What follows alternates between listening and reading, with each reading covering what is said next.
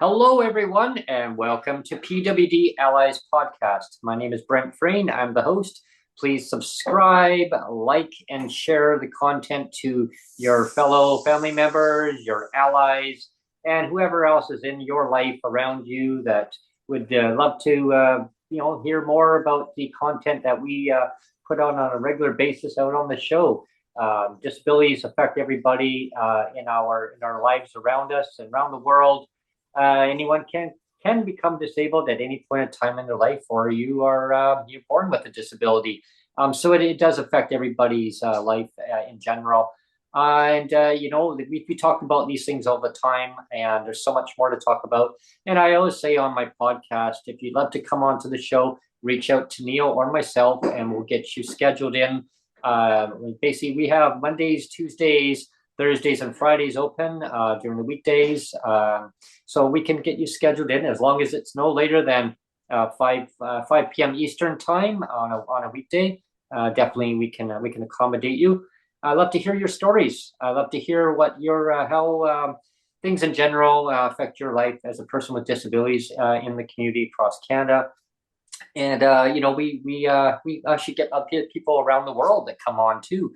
So I mean, we do focus on the channel here for Canadians with disabilities and their allies, but there is no border really. But that is our main focus. When I say there's no border, we have people from the United States that come on. We have people from Europe that come on. We have people from Trinidad that have come on. We've had somebody from Africa come on. Yeah, and Yeah. we have a radio station in Trinidad that actually Yeah. broadcasts our podcast Yeah. out, which I'm really Which grateful they for. do they do an amazing job at repackaging your podcast by the like They do really that. really good job. Really good Yeah, job. yeah. On Wednesdays Yeah. they broadcast it It's at 9 o'clock a.m. it's high energy FM is the channel. You can just Google it, look it up, high energy FM. Mhm. Um and yeah, it's great. It's neat to hear how they kind of repackage everything and put it out there. Yeah. Yeah. Exactly. Yeah. And today's show is part two of Rant and Rave.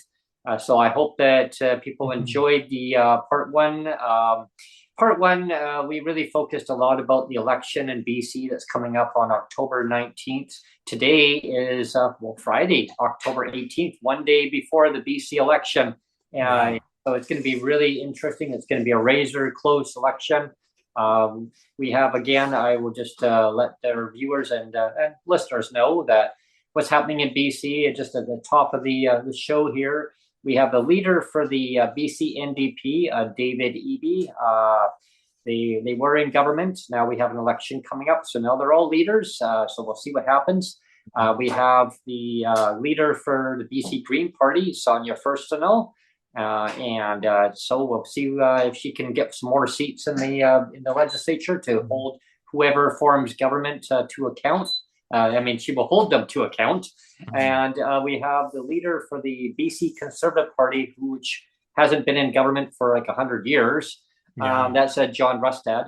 Yeah. That's why, and we have a whole Yeah. handful of independent candidates, and I've Yeah. never in my election voting years, I've Yeah. never seen anything like this before. And that is the true wild card of this whole election, isn't it? It's Yep. all the independent because of the fact that the BC Liberal basically dissolved. Yeah. And let's also remind people that when David Eby took over, I mean, he basically was handed the job. Yep. Let's be honest. Yep. David Eby was handed the job as premier. And he basically disqualified the one person that was running against him.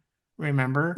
I mean, Mm-hmm. that was a whole big controversy too. So there's a lot of people that actually jumped the NDP ship because they didn't appreciate the job that David Eby was doing. And again, that's just, I mean, it's not even my opinion; it's the opinion of a lot of people.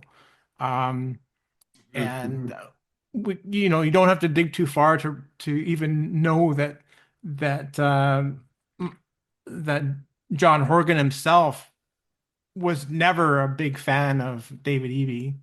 So anyway, David Eby's kind of been parachuted in, Hmm. and as kind of, he was unencumbered by any, like he didn't have to compete against anybody. It was like, here you go, here's the premiership, have at it, and so it'll be really interesting. But there's a lot Yeah. of good people that are independents now, including, as we've said before, Dan Davies, and there's a lot of others too that that uh, that Well, were MLAs,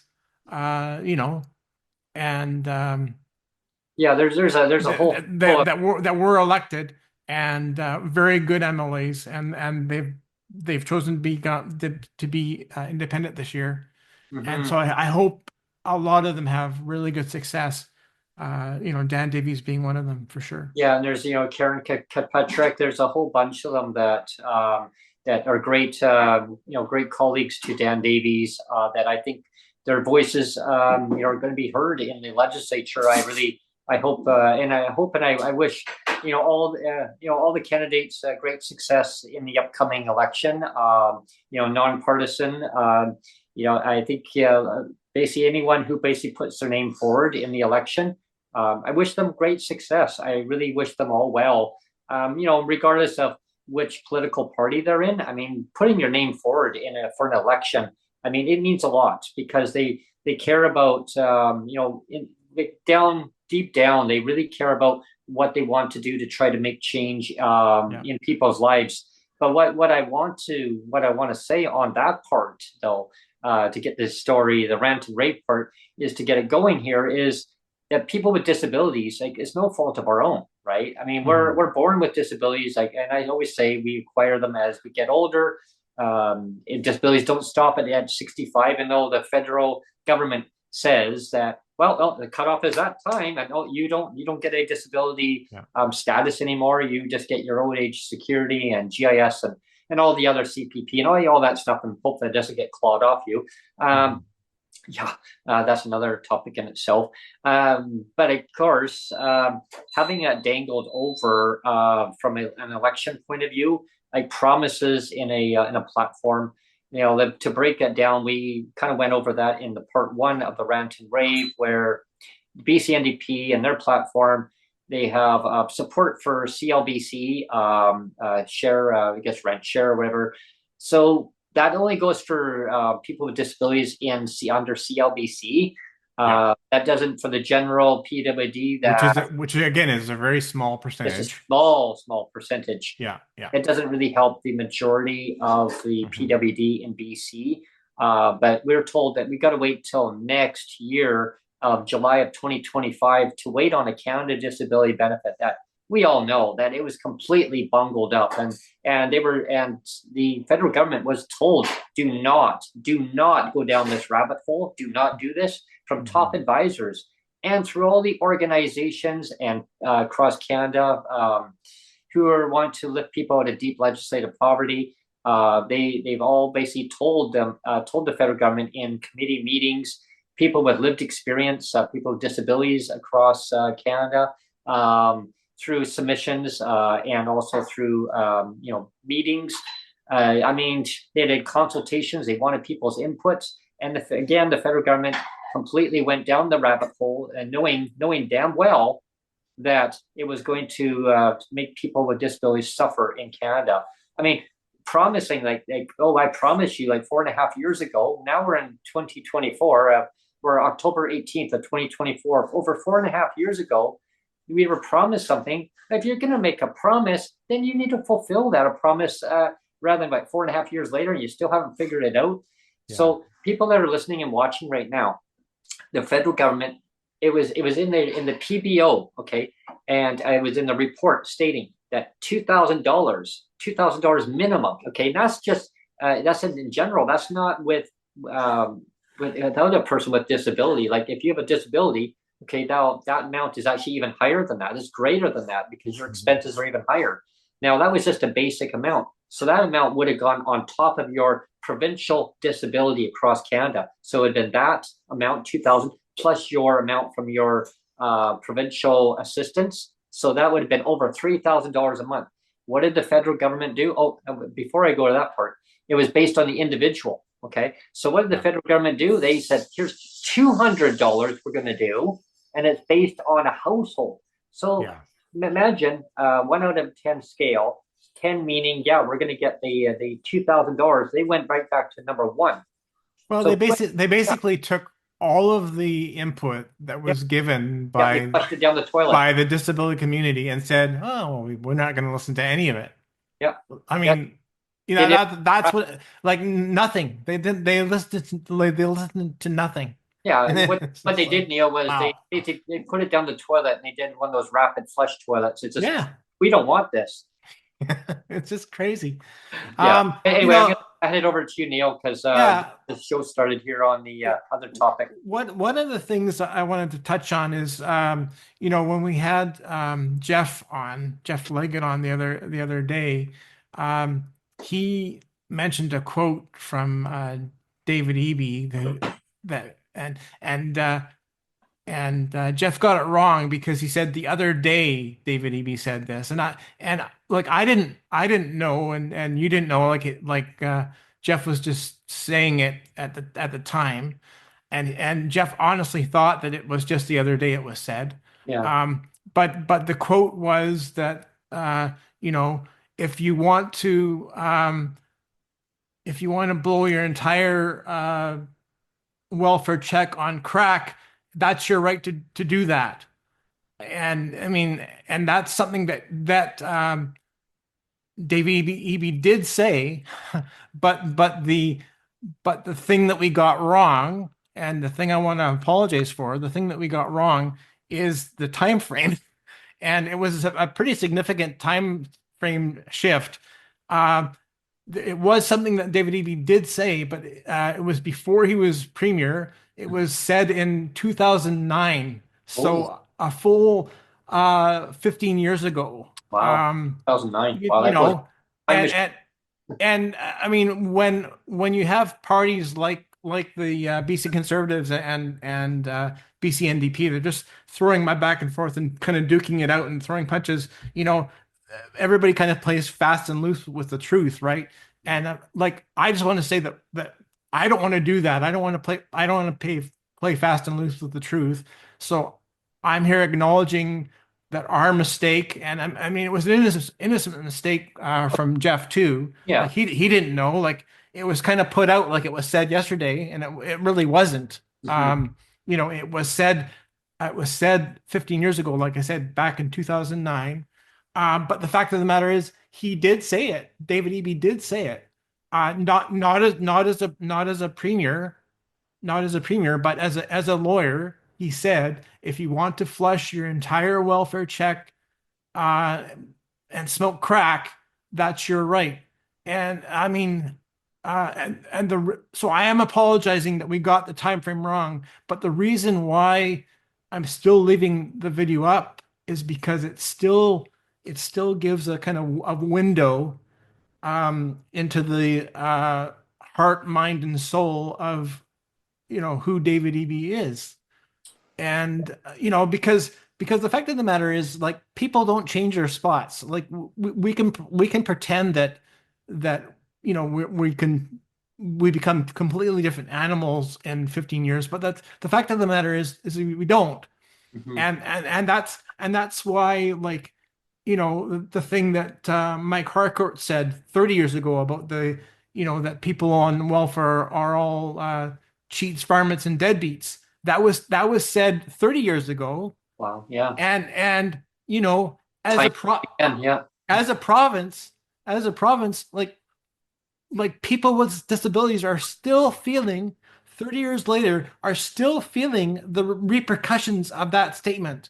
Yeah, of the policies that the government, the administration back then had done for persons with disabilities in BC, and and then again when under the Gordon Campbell era, under his administration, after they formed government there too, they tried doing a clean sweep right across all ministries just to save a buck and Yeah. try to reassess persons with disabilities to see if they're still disabled. I will still never ever forgive the government of that day, Yeah. for that the anguish, uh, Yeah. treatment that they put me through. I was one of them, Neil, that they had tried to reassess me, and my doctor was beyond livid. I mean, beyond livid. I've never ever in my life seen someone, except for my dad yelling at me when I was a little child. Um, and I got the strap. I got the strap from my dad, but this was not even comparison of my doctor being so mad. He yelled, and he apologized to me. My doctor apologized, and I'm going to make this very clear to our listeners and our viewers. My doctor apologized because he raised his voice, and in frustration, not at me, but he was so upset. Like, he took it personally. He told me to get and I'm sorry, I don't normally swear on my show. He Mhm. told me to get the fuck out of his office now. He says, I'm Mhm. tired of all this goddamn government bureaucratic red tape bullshit. He says, Mhm. Brent, I'm a physician. I'm, I'm a surgeon. I work at the hospital. I also run out of my own office, my Yeah. practice. I don't have time for this BS. And he Yeah. said he was going to do a lawsuit against provincial government. And a couple of years later, after I got a phone call from my doctor's office, stating that my doctor is now retiring. Yeah. I didn't have a doctor. Again, the government put him under undue stress and anxiety. They Yeah. put me under that. I mean, I could Yeah. have done a lawsuit against them too at the time. I Yeah. let it go, but I could have went and exceeded it. All I got was a $500 bonus, inconvenience check, as a bonus Yeah. check, saying I'm so sorry. So try to buy me out of saying, oh, I'm so sorry. Well, I guess my question was to the government, and it is even now, why the hell would you do that to persons with disabilities just to Yeah. try to make yourself look good? And going forward, to Yeah. the current government that was in power, like, you didn't give it a rate increase this year for Yeah. persons with disabilities. Why? Go a Well, year higher? let's just Yeah, stop there because I want to stay on Gordon Campbell for just a yeah, moment longer. yeah. Again, this was back in 2002 when Gordon Campbell did this. Mm-hmm. And I know there's a lot of people that are fans of Gordon Campbell and I mean fine, but the fact of the matter is if you were a person with a disability, Mm-hmm. um I mean your perspective would change immediately because People the kill fact of themselves. the fact of the matter is there is blood on his hands for that decision that he put himself above the authority of doctors, saying, I don't want to trust the authority of the medical opinion of doctors. Mm-hmm.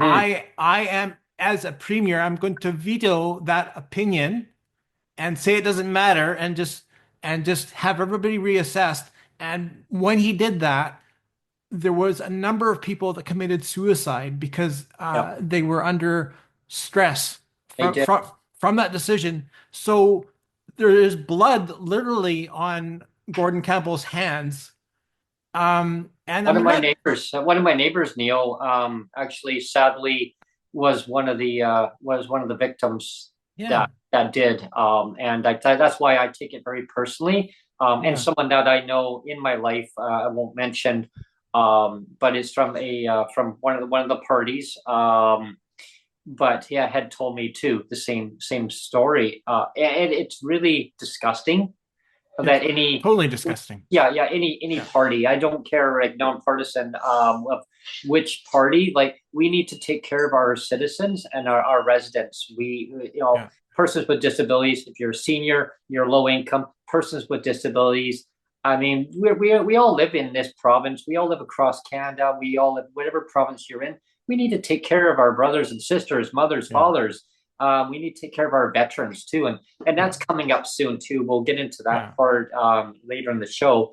But again, But it, but yeah, but again, I mean that's why you can say you can be very I don't know split and say that Gordon Campbell did a lot of good things for the economy and maybe that's true, but he did that at the expense mhm. of the disabled community, and that I know that's just not good and like.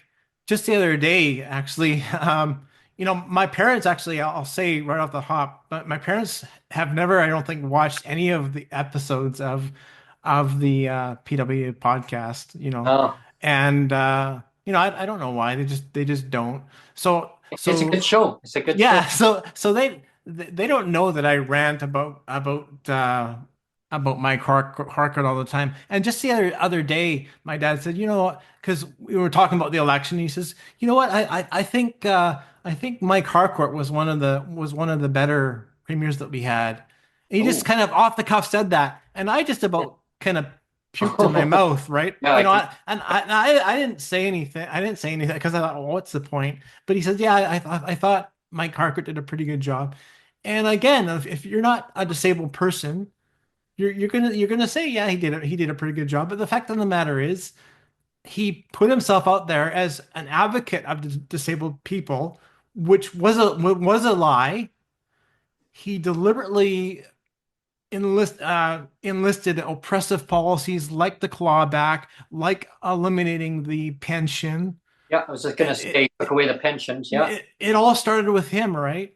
Hmm. And so and then like here's a guy that because I followed Mike Harcourt for years actually because I just don't like him so much that I follow him just kind of troll him a little bit. And this is a guy that does all kinds of Toastmaster things like $1,000 a plate dinners to give talks to like the VIPs of the world, kind of thing, like my life as a premier and all that kind of stuff. And that you have the Simon Fraser University giving him an honorary degree for humanitarian service. Hmm. And I think to myself, like, if if if the Simon Fraser University adopted a disabled lens on things, started to adopt a disabled lens on things, they would see how corrupt and how, yeah, just Yeah, and then his meanwhile, his policies were. yeah, meanwhile, the leader for the BC NDP just recently had put a video out of endorsing having Mike Yeah, or endorsing the leader yeah, for the BC NDP. I saw the video, and he had said Mike Court had said people people need money. People need yeah. money. Well, and I thought, wow, okay, well, when you were premier, you did not want to have people with disabilities have their pension. So let's Yeah. make it highly income means tested. I mean, Hmm. imagine, I mean, to our viewers and listeners, imagine you're a senior, okay, and you're on a fixed income and you had your pension taken away, or you are on a CPP, okay, and you're relying on that. Oh, we're going to take away CPP now. So Yeah, you get to have this and you don't get to have your pension, or you're on a pension plan with your employer. yeah. Oh, you don't get a pension any longer. We're going to take it away. We're going to make it highly income means tested, and we're going to And, claw back anything else you make.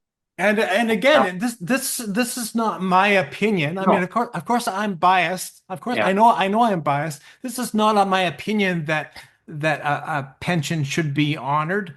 This is that's a definite, like, pensions are defined as protected, respected, mm-hmm, guaranteed incomes. That's what a pension is. mm-hmm, So when you take a protected, respected, guaranteed income and you all of a sudden you just flush it and pretend it doesn't exist and turn it into a pink unicorn mm-hmm, and say this is the new truth. This is the new truth that your pension is now a pink unicorn. I'm sorry, I have a problem with that because yeah. that's no longer the truth.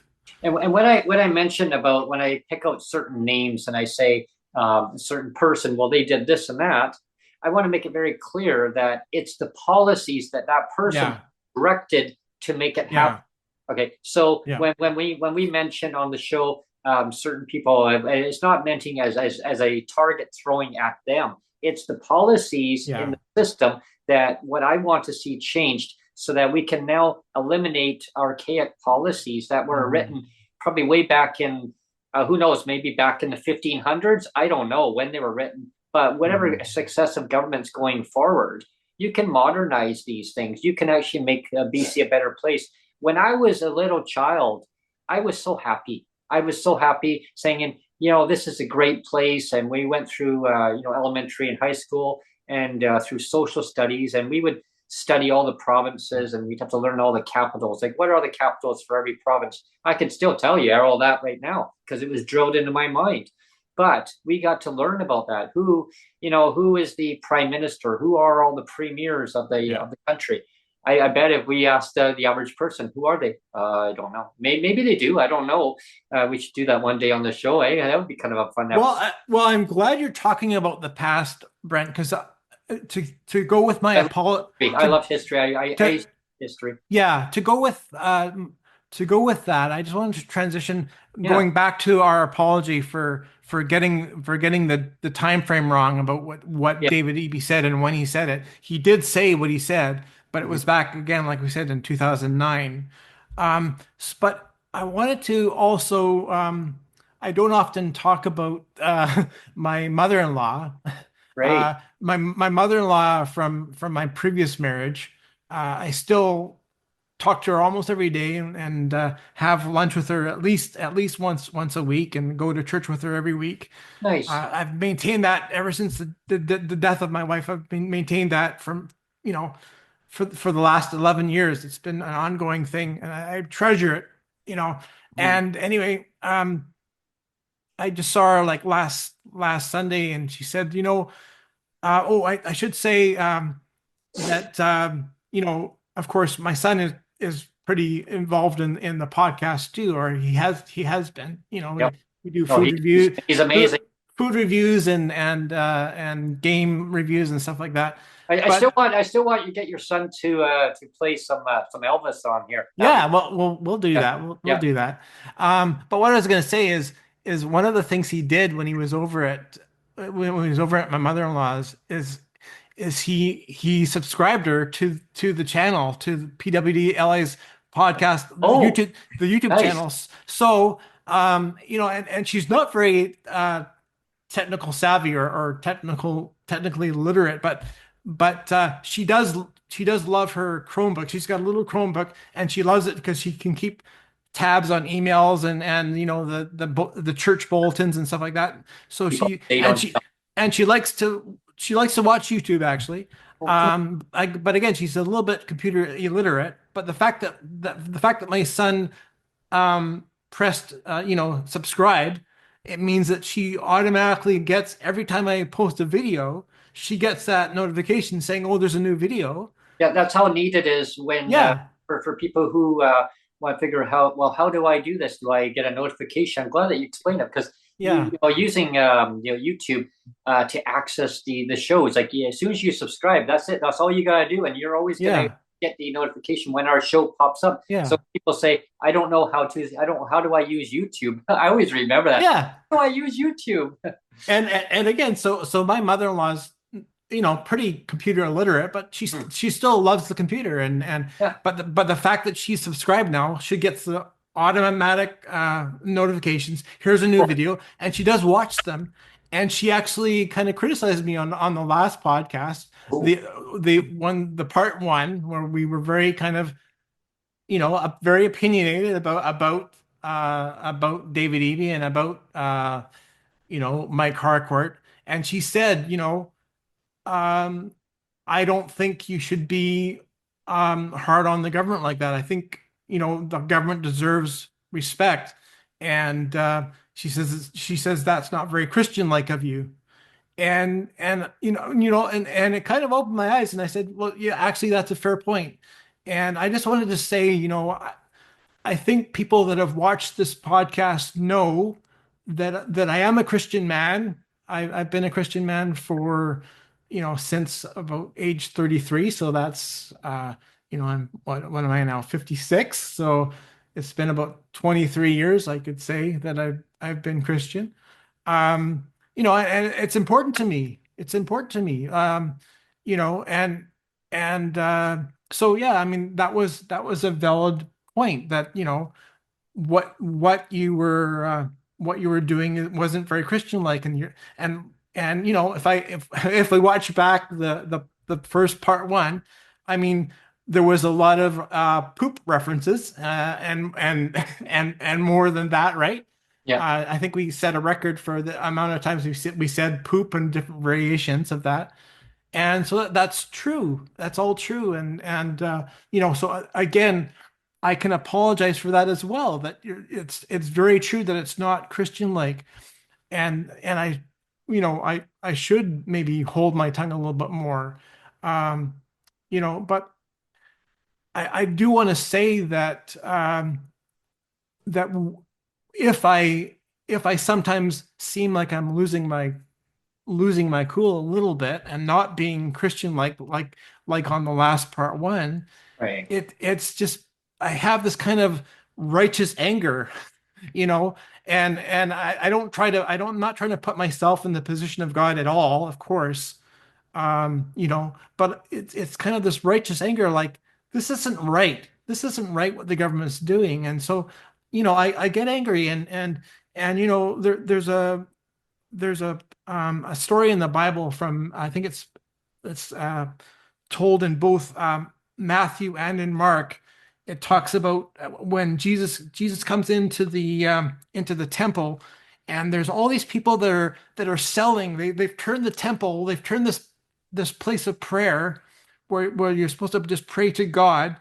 They've turned this place of prayer into this marketplace where everybody's just buying and selling crap, you know. And so Jesus comes along, and he's got also all these merchants have got all these tables set up where all these things are selling, right? Excuse me. And so Jesus comes along and starts flipping the tables. And it's like starts knocking over all these tables, and it's like, what are you doing? You're basically defacing a place of prayer and of reverence and of honor to God, and you're turning it into this place of like buying and selling. And so he gets mad. It's really the only place in the Bible, Hmm. other than if you go all the way to the end of the Bible where it talks about Revelation, where Jesus comes back and he's going to come back as the judge, like that Jesus comes as the Lamb, right? He comes as the Lamb of God, as a young child, and comes as the Lamb of God, and then he will come back again as a lion to judge, right? As the ultimate judge, he'll come again to judge everybody. But anyway, so that's the one instance of only in that one instance in the Bible of it shows of Jesus kind of losing his cool and just flipping the tables and saying, "This is crap. Like, what are you doing?" And so and again, I'm not trying to place myself in the position of God at all, but that's where that kind of anger comes from for me, is that kind of righteous anger, because like you were talking about, in the past where we learned all this kind of stuff in school, and Yeah. I just wanted to hop on that because it wasn't so long ago when we had God Save the Queen uh, sung in the mornings at the announcements, right? We had God Save the Queen, and we had morning prayer, and this was at in public schools, and We did. it really wasn't that long ago. I mean, Yeah, we did. We went through that too, Neil. it seems like it was a long time ago, but it really wasn't that long ago. They had morning prayer, Yeah. and they had God Save the Queen, Yeah. and we had The national anthem. we had national anthem, and Yeah. uh we had Christmas parties, Yes, we and did. it wasn't festival, it wasn't winter festivals, it was Christmas parties. And when they had songs sung at the Christmas celebrations, it was Mhm. songs about Jesus, and nobody got Yeah. offended, you Yeah. know. I remember And us. yeah, and I just wanted to say that to remind people of that, and say, as much as some people now they'll get offended by, oh, don't talk about God because I'm going to get offended. But the fact of the matter is our governments, both federal and provincial, Mhm. all across Canada, used to be founded on the truth of God, the righteousness of God, the justice of God. Our Canadian Constitution has God referenced in the Canadian Constitution, and there's a lot of people that say, like, what are you doing, that should be taken out, But the fact of the matter is, the reason why it was there is because that was the standard. God's standard is the right standard. Just it's the true standard. Mm. God's truth is the truth to aspire to. God's justice is the justice to aspire to. God's righteousness is the righteousness to aspire to. And our governments, again, both provincial and federal, used to aspire to that. Yeah, but now they violated that standard. I mean, it's just crazy how quickly Canada has fallen off the cliff that way, and it's just so sad. Where if you're a Christian like I am, like I'm almost considered a flight risk. It's like, well, you're a Christian, so you must be a nut bar or something. So like we can't trust you because you believe in some like there's honestly people that think of God as some sort of imaginary Santa Claus, and I'm sorry, he's not a Santa Claus. You know, even the Orthodox Jews, there's lots of Jews that do believe in Jesus, but even the Orthodox Jews that don't want to believe that Jesus was God, and the Orthodox Jews don't want to believe that Jesus is God. So even those Orthodox Jews, they still admit that Jesus did walk the earth. Like Jesus was a man that did walk the earth, and they want to deny that he was God. But I mean, the Bible has been proven. Like it is history. It is truth, whether you want to believe that it is or not. It has been proven, you know, and the fact that our country used to be founded on this truth that, there is only one truth, and that's God's truth. There is only one righteousness, and that's God's righteousness. There is only one justice, and that's God's justice. And we've fallen so short of that now.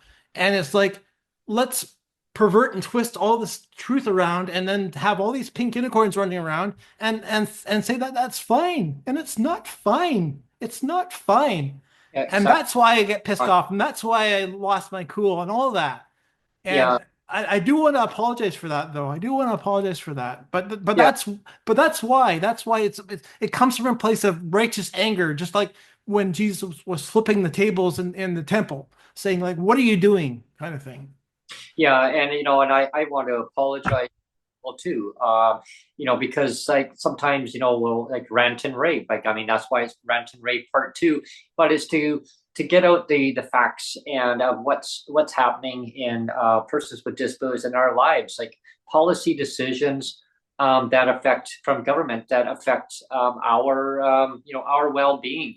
And I'm gonna go down memory lane a little bit here.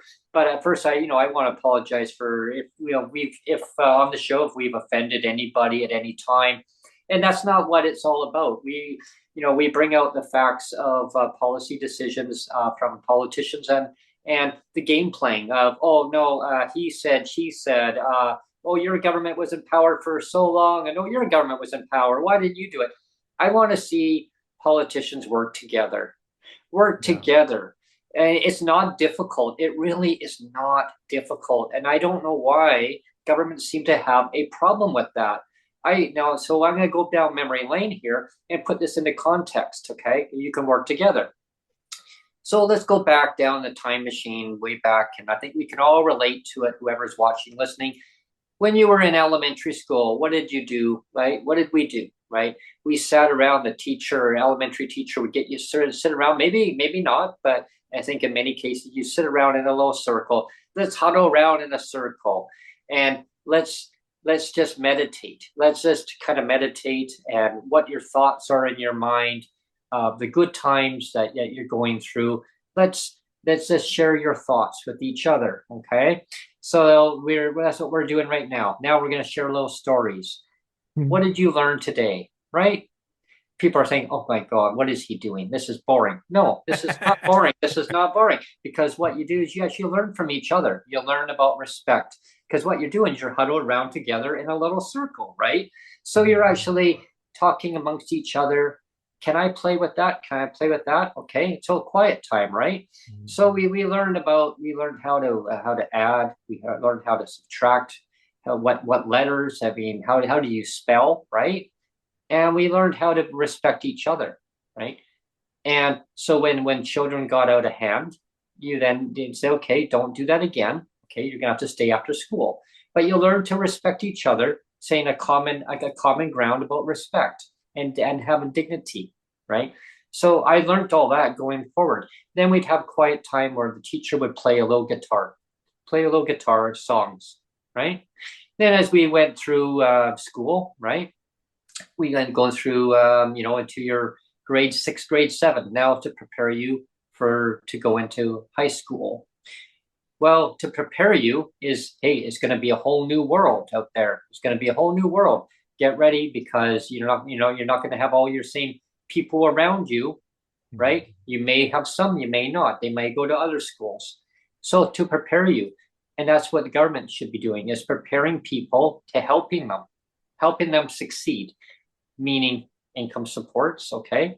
So this is a good parallel here, right? Yeah. So when you're going into high school, so now you're in a brand new world. You're in a brand new world, right? So that same kind of trend happened. You'd get your assemblies, you'd line up, you would sing the national anthem. Oh, yes. Yep. You would then also respect and have that dignity and respect from your pupils around you. Well, you're at least supposed to anyway. I could I could rant and rave about that one, but Brent got locked in a locker. Oh, how did that happen? Well, I was so short. Well, hey, let's just tuck this guy in his locker, lock the. Well, lucky for me, I was ready to crush in the office, so I'd be banging on it, and janitor would come by. What the heck? And hey, what's going on? Help. So he opened up he basically got some bolt cutters and broke off my lock, got me out of my locker. Well, that was pretty funny, eh? I mean, at the time, for some imbeciles, well, the imbeciles got suspended for doing that. I mean, I was panicking. Like, I had air circulation there, so I could still breathe, thank God. But scary times. But again, that wasn't about respect, right? So when I say about respect, I mean, when those young individuals got older, are they still going to continue that trend, or did they learn their lesson about respecting their pupils around them? And I think that some cases, some people didn't respect that. They got older and they kept that same mind frame going forward. Now, maybe who knows where they got into after that. I was always taught by my teachers and going forward in high school, and then went into college, the same theme about respect and dignity, around your pupils and your teachers. And I carried that forward, and that's how I got into advocacy, because I saw some inadequacies happening over time. I want to, and I still want to see change happen. I want to see a dignified standard of services and income supports to help our fellow Canadians, our brothers, sisters, our allies who have disabilities too. Maybe they're just allies, but maybe they want to join in with us and basically say, hey, like, let's make things happen in a better in a better way across our country. And so when I talk about history, that's what I talk about history, because I remember back, and that's not that long ago, really. I mean, it goes back to decades now, but I always carried that forward, is because it always seemed like a sense of a well-being when you're in your elementary or high school or college. You got taught that, and I got taught that very well from my instructors in college too, about respect and dignity, Brent. Respect and dignity. Yeah. I said, and I was and I had just got on the disability status. I was told many years beforehand, decades before, by my mother, because my mother brought me up as a single mother. My father left when I was a child. So my mom took on mother and father role. And she struggled many days, but she still put the basic standard of service for me. Like, if I needed clothing at the time, or I needed something basic, she would make sure she got it for me. But if there's something more, You always sacrifice as a parent. she made major sacrifices. And as I needed more stuff, I then had to make money myself, go and do a paper route. So I'd be walking along and pulling a little wagon with papers. because I needed to make money for myself, because things started going up in cost over time, even way back then. But you got more bang for your dollar though. You could really, like $100 of groceries, you pretty well almost got $100 worth Yeah. of groceries, right? Now you're lucky if you don't. So when I talked about these, the rant and rave about government not, taking care of their own residents and in doing the blame game of provincial, or well, federal's going to take care of it. No, provincial. You know what? Work together. Like don't to do a Yeah. jurisdiction stuff, because that's like, I remember back when I was in college, we were taught this. We were taught not to blame each other for other people's incompetence. Right? It's working together, and I always stuck with me on that part. Yeah. So when I'm going to teach the government here, okay, whoever's telling you about these policies, you need to tell them, like, let's work together, let's change things, let's get rid of Yeah. this archaic BS, right? Yeah. Yeah, And I did want to stay kind of in the Wayback Machine a little bit. yeah. And then as we as Well, I much Back to the as, Future. as I go back to the Wayback Machine, we're going to be we're going to be counting up all the pink unicorns as well. Yeah, it's one Okay. right behind me too, just so you We'll, know. yeah, we'll get there, but I just wanted to again, for people that are old enough, they'll remember Terry Fox. Yep, You I love know, Gray Fox. yeah, Tears in my eyes when that the day that he passed. yeah, and he was a young man who lost his leg to cancer, but and he raised money for cancer. That's what he raised money for. But for all the people that were disabled that were around at the time that Terry Fox was around, I Mhm. mean, this was the guy that, yes, he was raising money for cancer, but it was so much more than that. It was like, Oh here's yeah, here's a guy that doesn't have a leg, yeah. He was that's very courageous. that's disabled, and it's like, wow, he is putting Canada on the map, Mhm. and so that's one example. And then let's fast forward a little bit to sorry, to Rick Hansen. So Yeah, that was 86, 87, right? I think yeah. Expo time. yeah, he finished his Man Man. in Motion tour. It was 87 and was when he finished it. Mhm. And and so there again, I think everybody that was around then, there's lots of us that are again, old enough to remember. There was a lot of hope.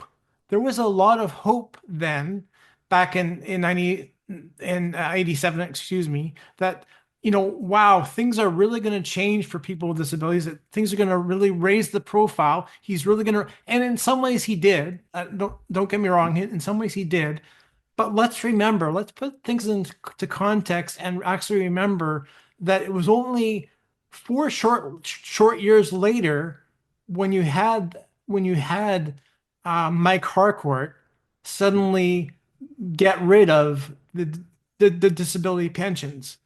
So That's right. so that was in 91. So that was 4 short years later, and then another maybe 2 or 3 years after that, then he started the clawbacks. So I mean, so here you have two examples. You have Terry Fox. It's like, wow, this is great. This is like going to really raise the profile for people with disabilities. And then you have 1987. It's like, wow, Yeah, Rick Henson's really going to raise the profile for absolutely. people with disabilities. And all of a sudden, you get to 91. That's only four years later, and then everything just falls off a cliff. Yeah. And it's like, let's start disrespecting people with disabilities now. And it's I, just like, are you kidding me? Yeah, I'm glad that you mentioned that, because that, kind of when I look back at the memory lane here and that in our time machine, and I look back at that because I was told around that time to apply. Yeah. I was told by my Well, I practitioner. didn't I Oh, didn't even I didn't even know. I didn't yeah, even I know didn't. I didn't even know it was a thing, honestly. No, I didn't either. And my doctor kept telling me, like, I'm going to be suffering from allergies, like, and my mom is no fault of hers. She couldn't afford to move into another home because that was her home. But we had a lot of my mom. My mom had a lot of cats and dogs. She loved her family, and we had a potbelly pig. It was just raised as a family pets, and she had ducks and chickens, and I mean, you name it. She had and a fish, an aquarium too. Oh yes, the cats would be getting their claws on the top of the fish tank, trying to get the fish out, and yeah, of course I'd swat them. Yeah, you know. But anyway, long story short on that. So I look back at it, and I look at, and I still remember that time hearing on the news. It was around dinner time that we talked about Mike Harcourt. And my mom turned the channel. She said, "Turn this filth off." She says, "I can't believe that premier would actually say that." I said, "Mom, he said that." She says, "Oh, I don't understand. Why would a premier even say that? Like, I'm talking about deadbeats, varmints, Yeah. and Yeah. like and yeah, she was so mad. But anyway, talking about Cheats, applying, varmints, and deadbeats. Yeah. yeah, but I mean, talking about applying for disability, like I kept saying no, no, I don't, because I was actually at the time, I was actually working full time as a dishwasher in a 50s 60s diner. I loved it. I loved because I loved the people that I worked around at the time.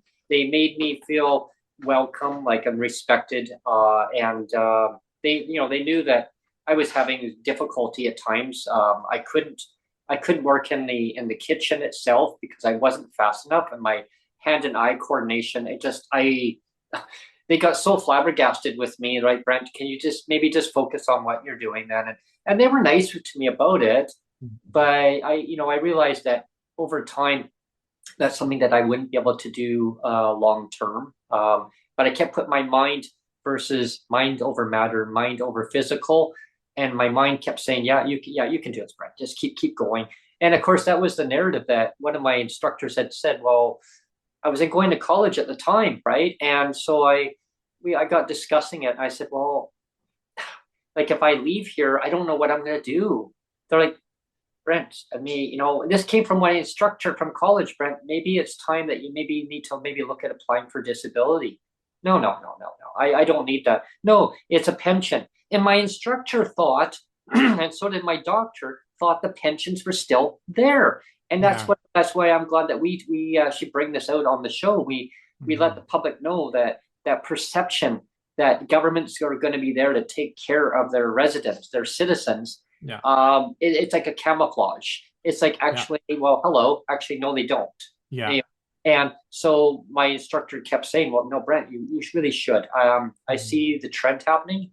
And I mean, not saying that you can't go maybe and try and go and do something as long as you can in your life of maybe there's kind of certain work that you can do maybe, but over time later in life, you're going to find that like having a pension is going to be something that it's going to protect you. And if you can do something going forward, do some work, great. And if you find that you can't, at least you're going to have that pension. So when I looked into it, my mom said, well, like she had and I didn't even know this. My mom had made an appointment with me to see the worker who was having seniors pension. Yeah. And the same worker was handling disability.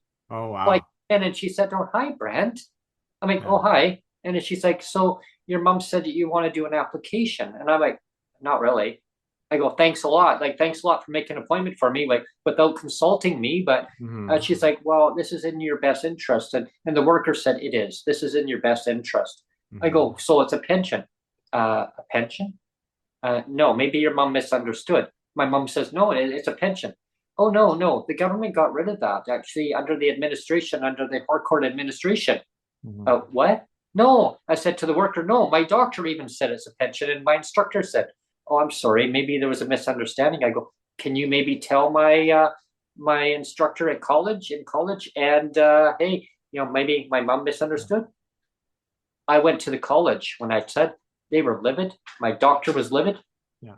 Again, why take away? Okay, this is going forward to any government. Okay, I'm going to make this very clear. Bring back the disability pension. It's not hard. Put it back in place and bring it up to a standard of living, tie it to inflation and predictable amounts going forward every year. Because I can tell you right now, my question still was never answered by Mr. Eby.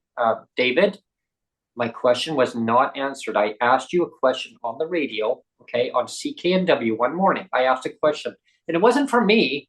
It was actually from my manager where I live, and said, why did you not get a rate increase on your disability? And my landlord said, your pension. Again, Yeah. they thought it was a pension. Yeah. And I said, Yeah. actually, it's not a pension. It used to be. Yeah. Why did they take away? So my question was, why did we not get a rate increase on our income? Because you gave us a 3.5% increase, annual increase every year on our rent. Where am I supposed to cut back? And then your response was, well, we changed the earnings exemptions, Brent. And maybe if maybe you're not well aware of that, Just get a job. you maybe get a job. And then we'll claw back your income. Yeah, David, I had a job. I physically could not do that kind of work any longer. Visual acuity, to retain that, I'm not able to do that kind of work anymore. Physically, as we get older, David, we do get more disabilities. I'm not saying I don't want to work, David.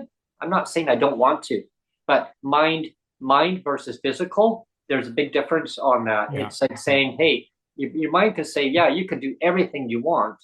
One of my neighbors used to always say this to me.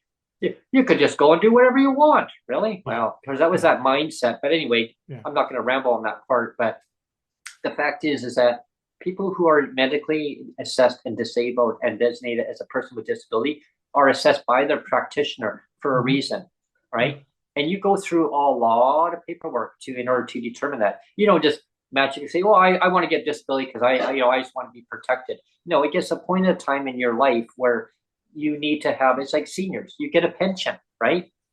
Imagine so you putting seniors through that, and I'm not doing a comparison because government loves to do. They love to pin each other. One of the things I wanted to do, like we're going to wrap up the show here, but one of the things I want to do during the wrap up is actually just talk about all of the, like, let's line up all of the pink unicorns and let's systematically line up all the unicorns and go through one by one all of the unicorns policies, because there is a lot, Brent. There is a lot. Like, let's and here's a good short for everybody to watch. So we're going to go through this, but Neil, and so that everyone gets a good idea. Yeah. But just before we do that, though, I just wanted to clear for everybody where I stand on this. I want to have a dignified amount going across from BC, every single province. I want to get all this red tape out of the way. Okay, get a red tape out of the way. Let's get this. If you want to launch a Canada Disability Benefit, let's commit to that province, that promise. Let's get it out the door. Do a retroactive back to when it was originally promised. Get the money out so people can put the money back into society, right? People, I know the old narrative, Neil, is people say, well, it's going to cost too much money to do that. We already have the services, everyone, folks. All the GSTs, PST, CPP, EI, pensions, all the money, all the services are there. We just need to unify it. Is it a basic income? Well, we'll talk another day about that part. But anyway, the money's there. It just has to be redistributed properly. And and the government says, stop pinning each other against each other. Let's work together, right? And listen to the disability community. We have lived experience. We know what's best for us. Right. Right. Okay. So that's the theme of it. And so let's go down memory lane. And so I wanted to line up all of the pink unicorns, and we'll go through them one by one. But just before I do that, I just wanted to preface one really quick comment, and it's going to be my last God comment of the podcast. I promise. But remember, I think it was 2 years ago. I made I referenced that again. It was about 2 years ago. There was a sermon that my pastor gave at the church, and he said, and it was, it wasn't necessarily talking about government, but his statement was. This kind of the theme of the sermon was people in power, and that includes government. People in power have the ability to help or oppress. Again, that was the whole theme of the whole sermon, was people with power have the ability to either help or oppress. And I think we can make, if we line up all the unicorns, I think we can make a pretty clear statement that the governments for the last 30 years have done a pretty good job of oppressing people with disabilities. Have done a pretty good job of that, right? Hmm. Pretty good job of oppressing on purpose, like we say, accidentally on purpose, or like I always say, it's oppression, it's legislated poverty, accidentally on purpose, right? Hmm. But it's deliberate, purposeful oppression. When you have the power, you could choose to help, but instead you're deliberately choosing to put your finger and deliberately oppressing people down. And so that's again, that's my last comment about any kind of sermon or God or whatever. But at this point, I just wanted to line up all the unicorns now. So let's start with a very simple one. Seems like a very small one.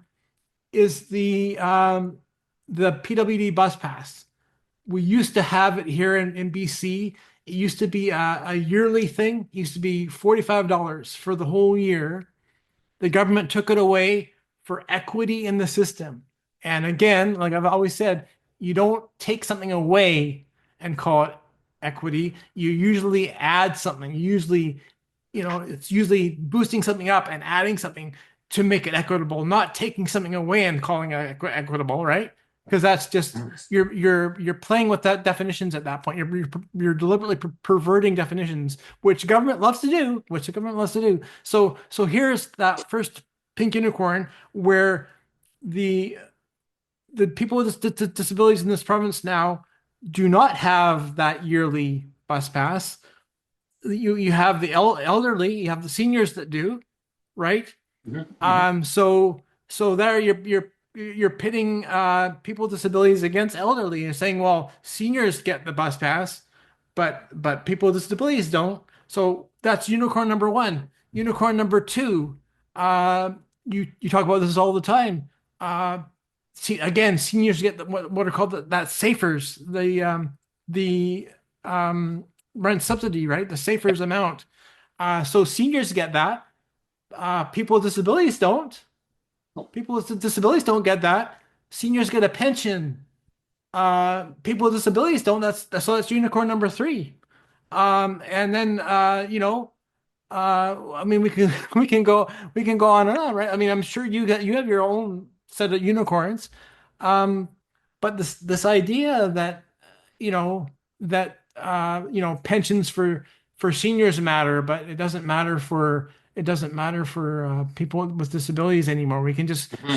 turn everything into a pink unicorn, and it's just crazy to me, Yeah, I mean, and I talked about that just recently, where it's imagine when I said to to our audience, imagine having you're a senior, okay, you have a pension, and the government coming along and going, all of a sudden, okay, a policy decision, we are now taking away pensions.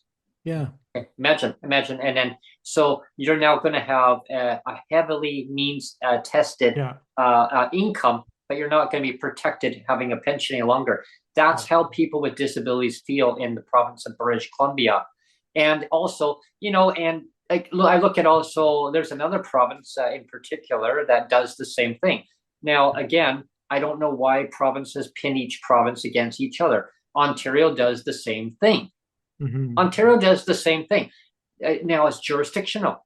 Like BC, do your own thing. Ontario, do yeah, your own thing. Don't be yeah. looking at each other going, well, hey, that's a great idea. Let's copy that idea. It's like pinning disabled people against Yeah, disabled people, policies against policies. Again, and and let's continue with the unicorns yeah. because we also have things like on the disclaimer form, or what is it Oh, called, the form your where you have to, declaration. Yeah. yeah, declaration report. Do you have $1 million to report, Neil? Yeah, it's like, please empty your pockets of, Yeah. of all loose change. Yeah. Do you have Like, a penny? Yeah. Yeah. yeah, please empty your pockets. And when is the last time you were in jail? Yeah. That's on the declaration report, Yeah. you know? Been And incarcerated. Yeah. Thrown in yeah, jail. and it's like, and if you're disabled, you're not allowed to leave the province for more than a month. No, day pass. You have a month pass. Did you get your You month know, pass? and if you're disabled, you're not allowed to love anybody without Nope. severe penalties. Oh yeah, yeah. And I mean, like, Same as BC Housing, Neil, and with that pink unicorn, that kind of corresponds yeah. to that. It's like you want to get into BC Housing. Oh, you need to now follow our guidelines.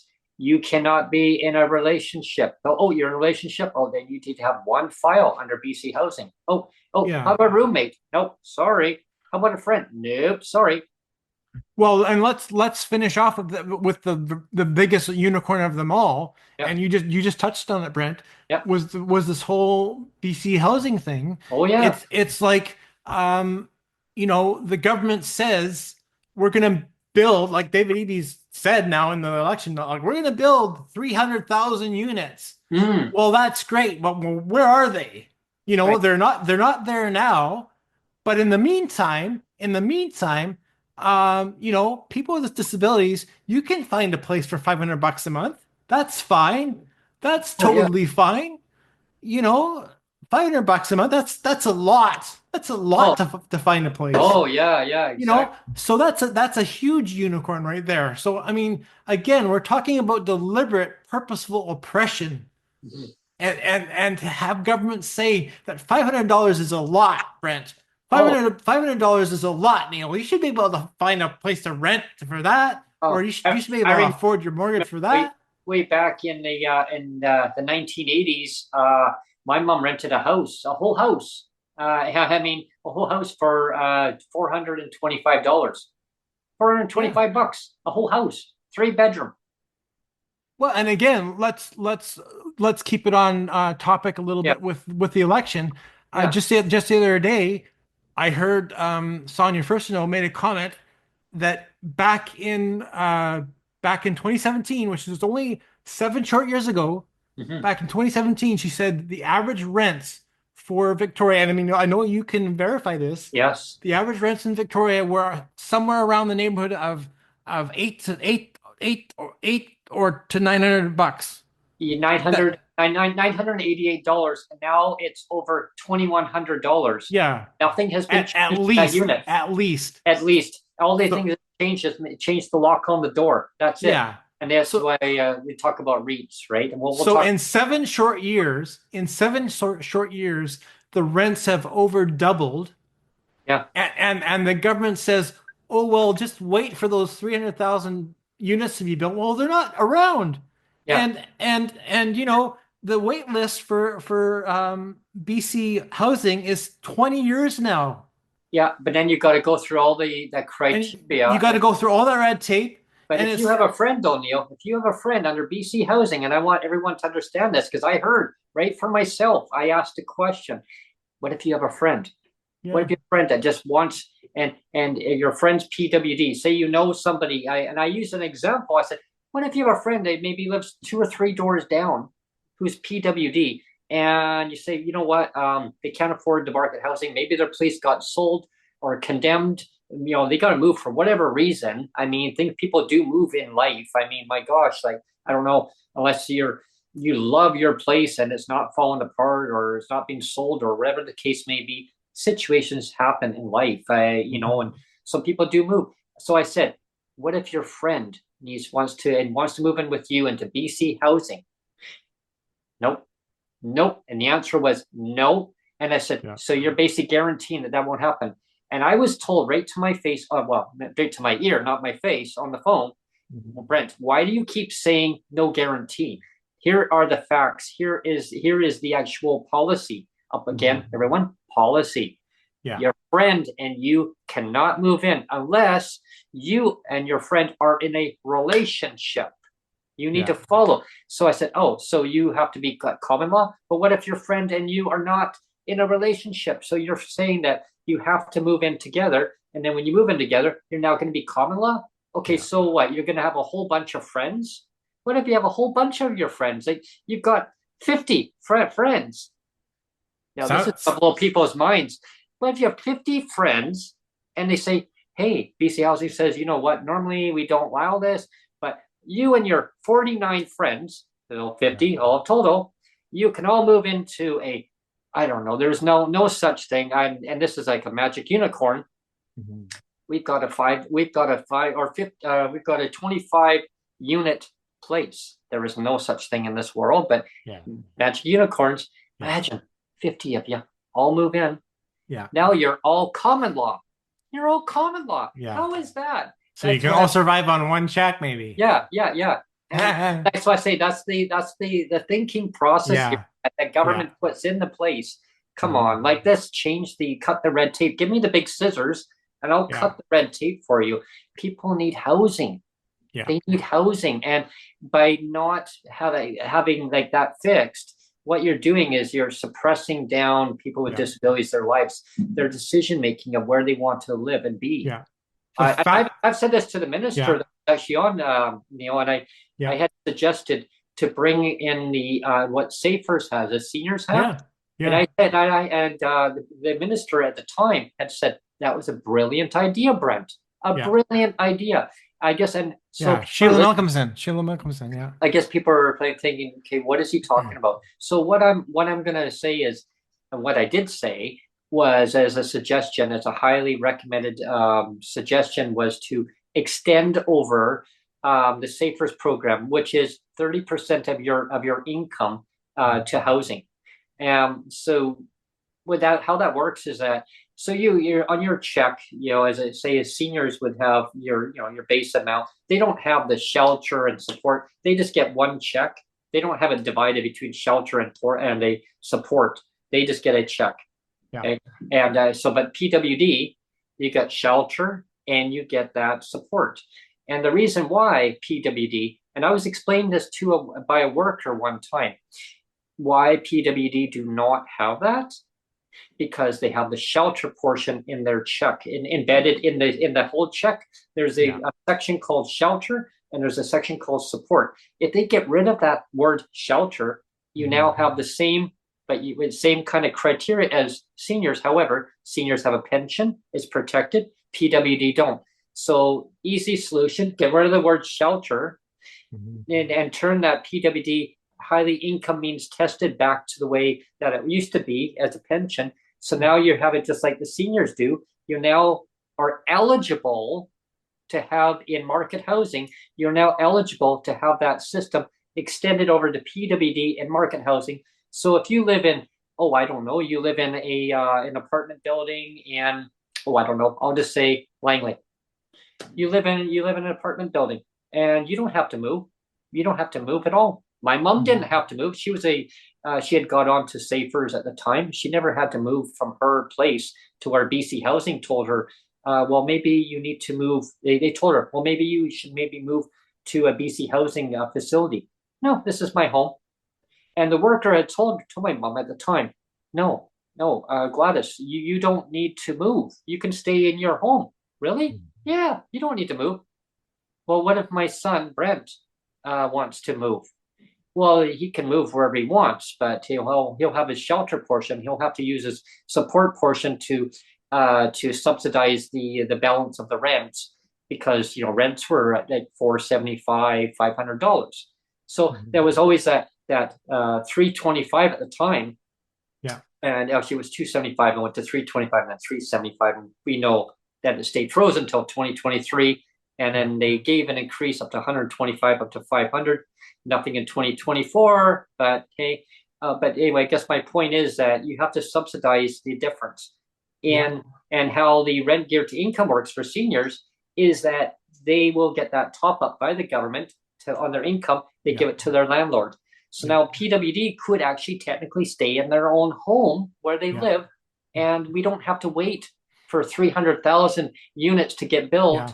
And even if they do get built, you still got to meet that criteria for BC Housing under their umbrella. Well, exactly. Let's do closing comments, because I think we should. And I'll start, and I'll just say that this whole show again comes down to the pink unicorns, because government knows that there is no housing stock available right now, whether it's in BC Housing or existing housing that's market. There is no available housing that's that people with disabilities can afford. So Hmm. that's truth and fact. I'm not making that up. It's No, truth it's and true. It's fact. very true.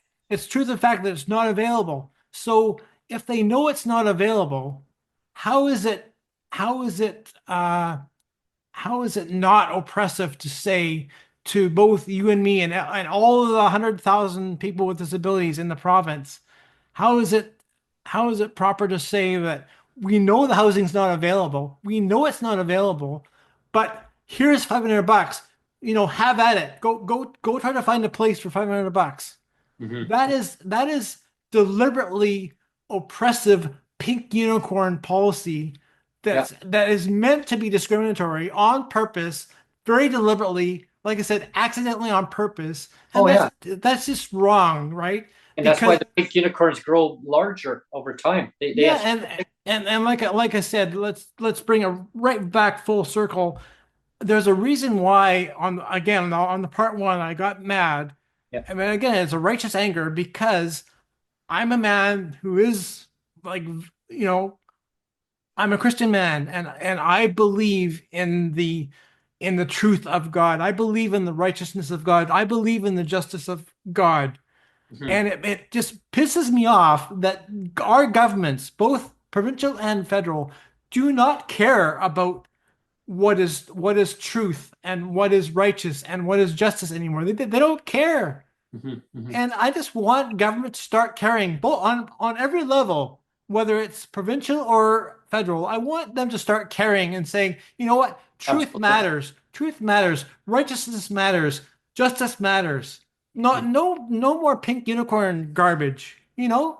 That's my closing comment. Go ahead. Go Yeah, ahead. yeah. Thanks, Neil. And I echo that too. And I talk about these things all the time on our podcast. And a lot of our guests that we have on, they echo everything that we say. Like, and again, it's all about policy driven decision making. Whoever's telling the government, okay, yeah, you need to get rid of those people that are your ones that are telling you what they're doing that are affecting people's lives. Like people should have a right to make a decision that they feel is best for themselves, like where they want to live. But when they're not allowed to live, you know how frustrating. Like I could rant and rave for another whole segment, but I'm not Mhm. because we're going to do our closing comments. That'll be another day.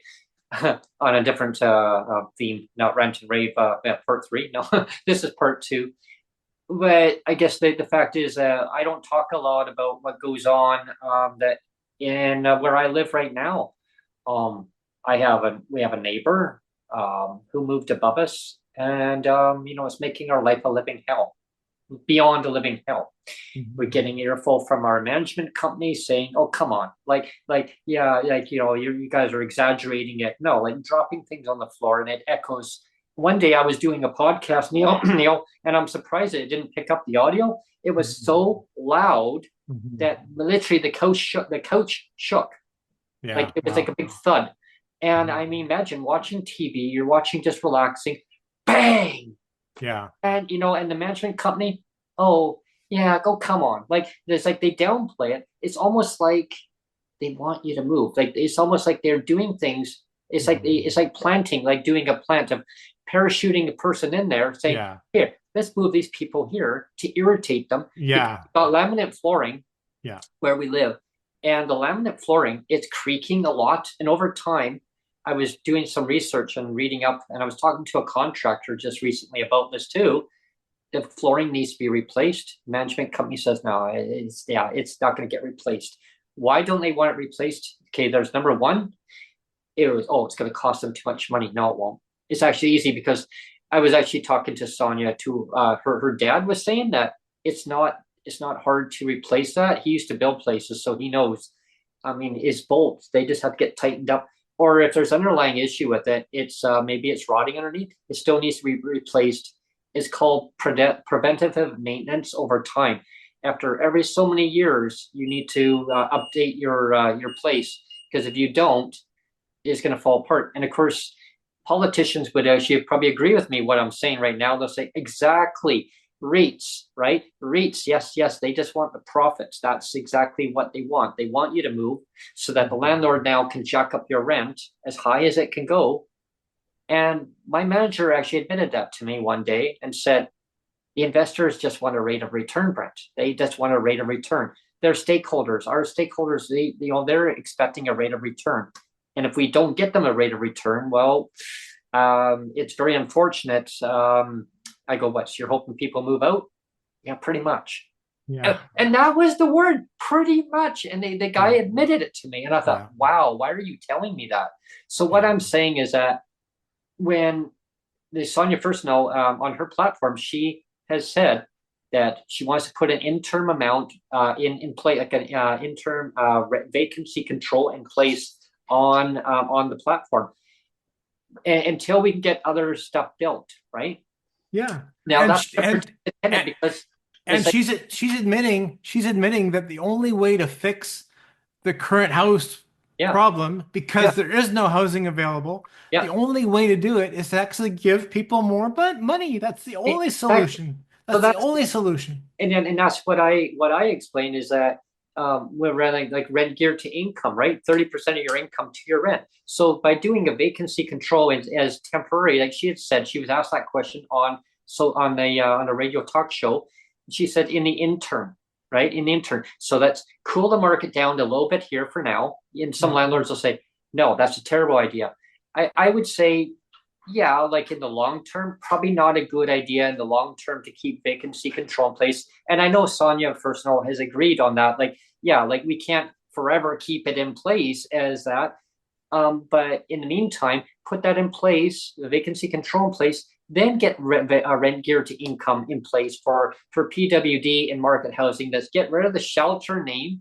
And I'm going to keep advocating very hard on that. Whoever forms government going forward, I'm going to be expect to see a lot of pushback about that. Get rid of the shelter name, get rid of it. Seniors Yeah. don't have it in. So expect to see a lot of pushback. And we'll be talking a lot about that on the podcast too.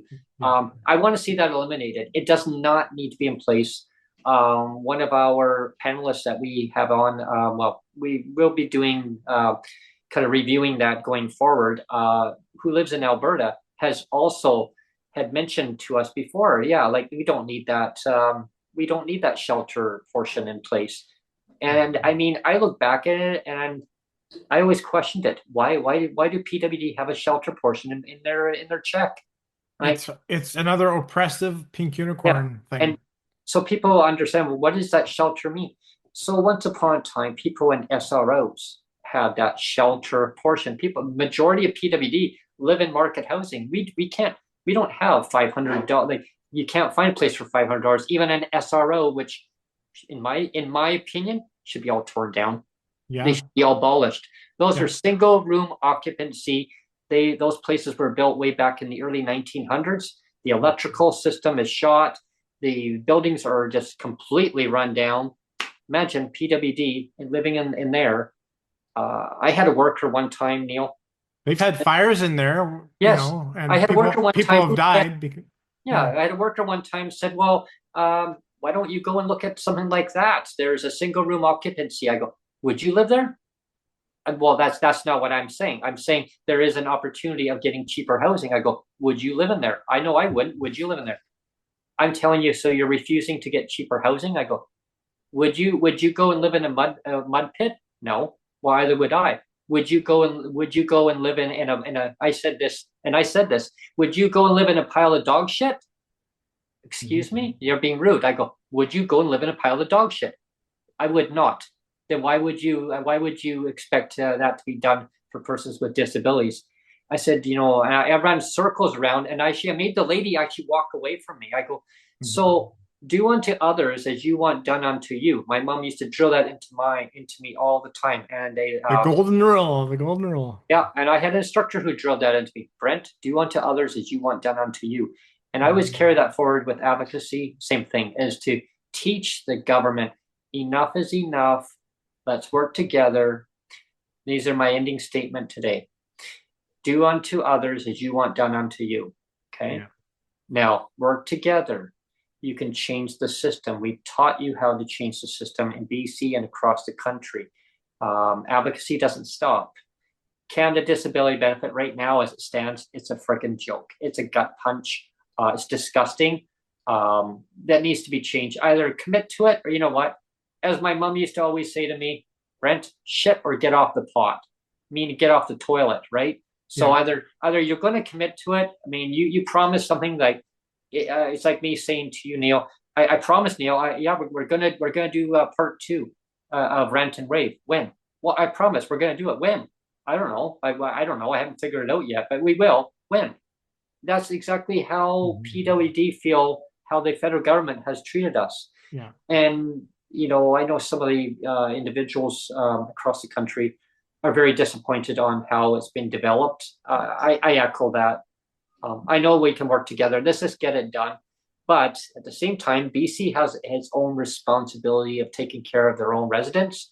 Yeah. A former minister, Neil, had mentioned to us in a podcast that the government has three revenue streams that you could tap into at any time. Yeah. BC chooses not to do that for whatever reason. Again, whoever's telling the government not to do that, to tap in, come on to the show. Let's talk. Okay. Yeah. So whoever's telling the government not to raise the rates, come on to the show. Let's talk. Make an appointment with us and we'll get you scheduled in and we can do a Rant and Rave part 3. But anyway, this is Rant and Rave.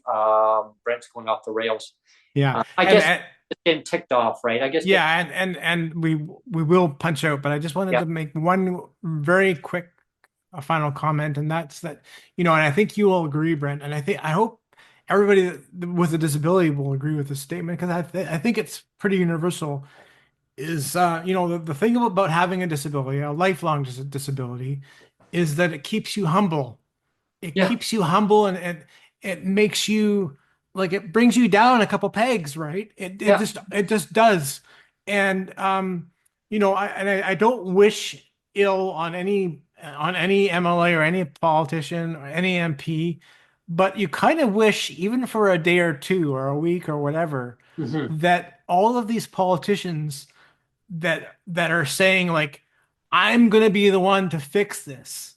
It's gonna be me that's gonna fix this. Like, vote for me, I'll fix it. I'll fix it. I'll fix it. Yeah. Well, I mean, have some humble pie, because I can tell you, as a person with disability, like, I'm eating humble pie all the time. That's what you learn. That's what you learn by having a disability. You learn to be humble. And Absolutely. there's too many politicians, again, provincial and federal, that have these huge egos, that believe they can do everything themselves. They can operate outside of God's standards of what truth is, what righteousness is, what justice is. Like, let's operate outside of God, and I'll do it all myself, because I'm Superman. I can do everything myself. Yeah. And I don't need to eat humble pie. I don't need to Clark Kent. Yeah. Yeah, I don't need to eat humble pie. I don't need to be humble. Like, because I'm the guy. I'm the guy to do it. Like, I got the best punch. I'm sorry. All of these people that have these super huge egos, they really need to eat a piece of humble pie and learn humility and learn to be humble. As a person with a disability, that's what you learn more than anything else, I think, is your disability knocks you down a few pegs and teaches you how to be humble, and puts you down in a very low place, and you realize how much you need to struggle just to sustain yourself. Oh yeah. You're in fighter's flight, and I was brought up that way. I mean, I remember so many times, growing up with a single mother, and the struggles I went through, and I mean, I think I will do a show coming up soon, and I'll talk more on that. But I'll just give you a quick overview. The struggles that I endured, the struggles that my mom, majorly endured. But like I say, she put standards, and at times there wasn't the standards, but over, maybe a little bit above the standard, but it was always that basic standard in place, because she knew she had to take care of me and my brother the best way she could. She was questioned at times, because one of my neighbors who had then passed away eventually had went in and talked to a local government office and said, I think that maybe he's getting malnutritioned or something. And of Yeah. course, government hears back then, oh God, no, no, knock, knock, knock, Yeah. going up the door. It came in and asked me questions and said, who are you? And I was very inquisitive. Who are you? Oh, I'm actually just picking up. How are you? And I said, I'm fine. What are you doing here? What can I help you with? Did you want to come in and have a pop or whatever? I don't have much in the fridge, but we have some. I mean, I got some orange crush or root beer. No, I'm actually here to see your mom. Oh, I'm sorry. She's actually gone to work right now. Oh, so you're home alone? Oh no, I'm not here. I'm home alone. I've got my neighbor here with me right now. Are you sure? Doubting Yeah. doubting me, and I said, Yeah. why would I be home alone? I'm not allowed to be home alone. Are Yeah. you getting well taken care of? And asking me as a child, are you Yeah. getting well taken care of? Is your mother taking care of you? I'm why who are you? Yeah. I said, my mom told me I'm not allowed to talk to strangers. Yeah. And guess what? All of a sudden my mom came home early from work. She came in Yeah. right behind and she goes, oh, hello. Why I just heard you asking my son, are you getting well taken care of? Are you getting taken care of? Why are you questioning my son? And Yeah. I said, yeah, ma'am. Like, why are you questioning me? Now my mom's asking you, why are you doing this? So I always kind of put two and two together going forward. And I said, like, as a single mother bringing me up, I'm glad Yeah. the way my mom brought me up. She taught me about respect and Yeah. dignity. And Yeah. she always taught me, do unto others as you want done unto you. I think Yeah. the government needs to take a step back. Let parents be parents. Yeah. Let parents take care of their siblings. I mean, siblings, their their children. And I think it's like jurisdictional, like stay in your lane and take Let's care of the let's basic needs. let's turn that question back on the leaders, Brent, Yes, that's what I mean. and ask: are people with disabilities being well taken care of? To the Exactly. leaders, ask the leaders that: are people with disabilities being well taken care of? Yes Yeah, or no? yeah, And be honest. I want to hear the truth. yeah. I don't want to hear pink unicorns. I want to hear the truth. Well, that's why I worded it that way, is because Yeah. I want people to kind of look at that perspective and then go, oh, and say to themselves, well, hey, I have someone in my life has a disability. I have a disability. Maybe you're a parent and you're saying, oh, I've never come on to the show before. I've just tuned into this. And wow, I'd love to come on and talk about, my son has a disability. My daughter has a disability, or our whole family have disabilities. Let's make this well known across our spectrum, across our country. Let's unite in whatever way we can together, however we can, in our own Mhm. ways. I mean, we Mhm. all have different approaches on advocacy, on our approaches, but let's unite somehow together, even as allies, and let the governments know, whoever it is in your jurisdiction across BC or across any province that you're in, or even if you're watching from outside of Canada, let your state governors know. People with disabilities in the states too. I'm sure that we have a lot in common. Yeah. And you're probably thinking, oh well, I'm going through this too. Can I come on their channel? Yeah. Sure, reach out to us, right? I'd love to hear your stories. Like, how is it different in in the United States or anywhere in the world than it is in BC or in Canada? Like, how are you treated? How are you treated by your officials? Are you Mhm. treated with dignity and respect? But here's the question I have too, Neil, is how government, how are you going to take care and of people with disabilities as a income a base automatically without all the hoops that you got to jump through to get it? A basic plan? Let's scrap all of this income tested crap too. Yeah, we don't need all Yeah. that. Yeah, Like, yeah, this we'll income correctly. test you to death. Yeah. Yeah, Yeah. this crypt this crypt the Yeah. all the clawbacks.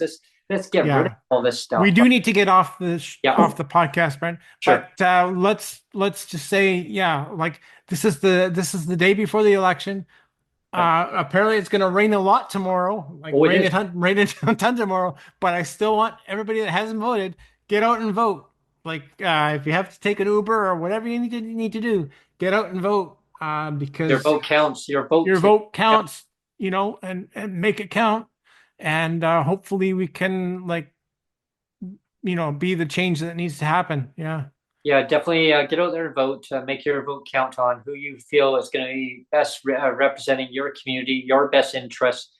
And when you're voting, I want you to think again: is anyone in your life has a disability? If you have a disability, who is that? Who's going to represent your best interest as the representative in your community? And you may look at the actual political party or the representative. I look at the representative myself personally. I look at who's going to represent me in my community, who is who is listening to my concerns, and question is that you'll maybe talk to your representative. If you're going out there today, maybe canvassing, ask the question: is your party leader or your representative get them to talk to your party leader? Who is going to bring back the disability pensions? That would Yeah. be the big question. That would Yeah. be the big question. And I guess the leaders right now. Are you going to advocate to bring back disability pensions in the province of British Columbia? Yes or no? Or are you going to advocate for unicorns behind your head, Brent? Oh, geez, that one again. Yeah, I know Yeah. that just scares me. Yeah. Yeah. Anyway, thank Yeah. you very much, everyone, Thanks, for everyone. take care.